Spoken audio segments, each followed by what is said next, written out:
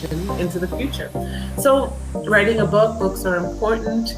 They're our legacy as humans on this planet.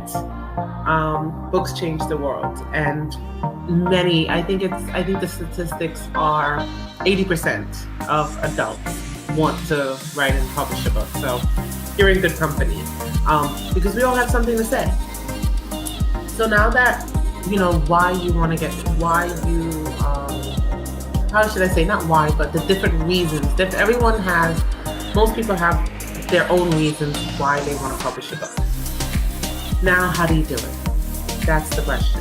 So much has changed, and things are changing so fast every day. Not an exaggeration. Literally, what you did 5 years ago is different today, and I'm sure 5 years from now things are going to be different. So I'm talking about right now. And in order to publish a book right now, you have some options, and I'm going to share them with you so that you can make a really good decision on which way you want to go. And the path that you choose depends on what you want, what your ultimate goals are. If your goal is to make the New York Times bestseller list with 3 series or 3 big movie deal and foreign rights and this, that, and the other, and if that's your goal, if you want to be the next J.K. Rowling and sell billions of copies of books, or millions, I think it's billions, but millions, I know it's at least millions of copies of books, there's one route that you should probably try to do.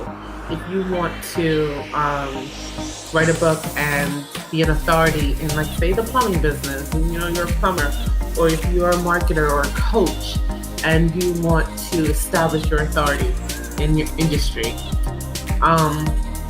and you want to do that by publishing a book and showing your expertise and what you know and how you can help people in a book, and you're not really looking to be the next Harry Potter, J.K. Rowling, and sell millions of copies of books.